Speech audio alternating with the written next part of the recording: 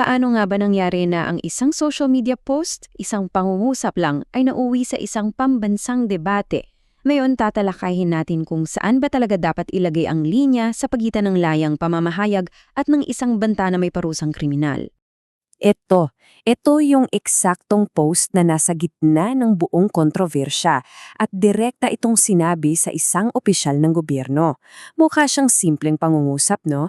Pero para sa taong nag-report nito, isa itong direktang banta sa kanyang buhay. So, ito yung malaking tanong na susubukan nating sagutin. Ano ba talaga ang laman ng mga salitang yan para umaksyon agad ang National Bureau of Investigation? Sige, simulan na nating himayin. Okay, so ito yung magiging flow ng usapan natin. Magsisimula tayo sa post mismo, tapos susuriin natin yung parirala, yung history ng mga sangkot, yung political na klima, at sa huli, yung tanong na free speech ba to o grave threat? Okay, unang bahagi. Isang post, isang ulat. Paano ba talaga nagsimula ang lahat ng ito? So para malinaw, ito yung mga key players. Si Yusek Claire Castro, isang opisyal ng gobyerno, laban sa dalawang abogado dahil sa isang Facebook post. Ang ginawa ni Yusek Castro ay nag-file ng blotter sa NBI. Tandaan, hindi pa ito formal na kaso, pero isa na itong official na tala ng insidente. Okay, ngayon puntahan natin yung pinakaugat ng lahat ng to, yung mga salita mismo. Kasi dito talaga nakasalalay kung paano ito i-interpret.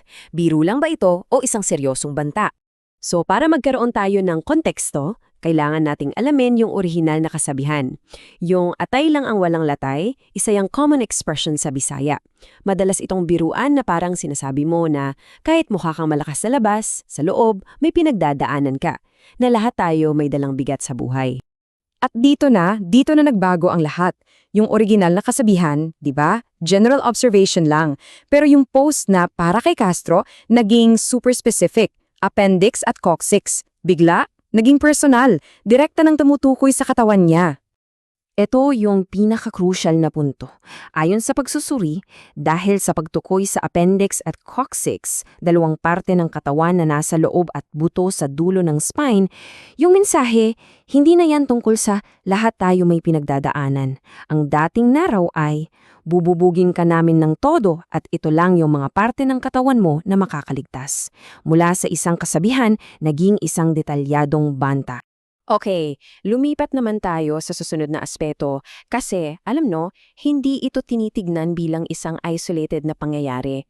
Mahalaga ring tingnan yung professional record ng dalawang abogadong sangkot dito.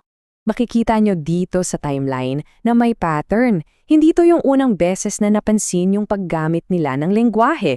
Mayroon ng history mula sa suspension dahil sa professional misconduct hanggang sa pagsabihan dahil sa paggamit ng grossly abusive language sa mga legal na dokumento. Ito yung binibigyang diin ng source material. Okay, so let's zoom out for a bit. Kasi etong insidente, hindi to nangyari sa isang vacuum, di ba? Para mas maintindihan natin kung bakit ito ganito ka-alarming para sa iba, kailangan nating tingnan yung mas malawak na political na konteksto. 61. Hindi yan basta numero lang. Yan ang bilang ng mga abogadong pinatay sa loob ng 6 na taon ng Administrasyong Duterte. At yung numerong yan, nagbibigay yan ng napakabigat na konteksto sa kung anong takot ang nararamdaman ng isang abogado kapag nakakatanggap sila ng banta. At dito na nga ay kinoconnect na ng source yung style ng mga abogado sa isang mas malawak na political style.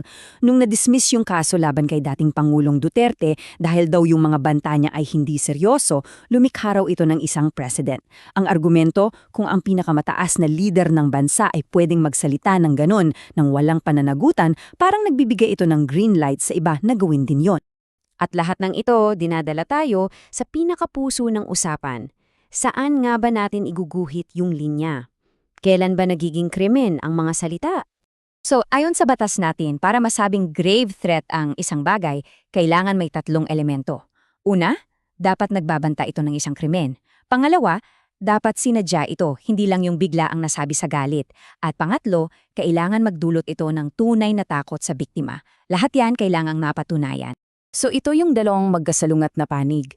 Sa isang banda, sinasabi ng depensa na ito ay political satire, isang paraan ng pagpuna na protektado ng free speech. Pero sa kabilang panig, iginigiit ng nagsasakdal na isa itong tiyak na banta na nagdulot ng tunay na takot at parte ng isang pattern ng pang-aabuso, lalo na sa isang panahong sobrang delikado para sa mga abogado. At para kay Yusek Castro, simple lang ang punto niya, na-capture sa quote na to. Para sa kanya, may malinaw na hangganan ang civil discourse.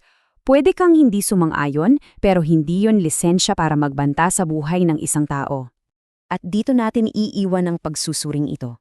Ang kasong ito ay hindi lang tungkol sa dalawang tao. Salamin ito ng isang mas malaking tanong para sa ating lahat, lalo na ngayon sa digital age. Habang patuloy na lumalabo ang mga linya online, paano natin babalansehin ang kalayaan sa pamamahayag at ang obligasyong protektahan ng mga tao mula sa tunay na panganib? Isang tanong na kailangan nating lahat pagnilayan.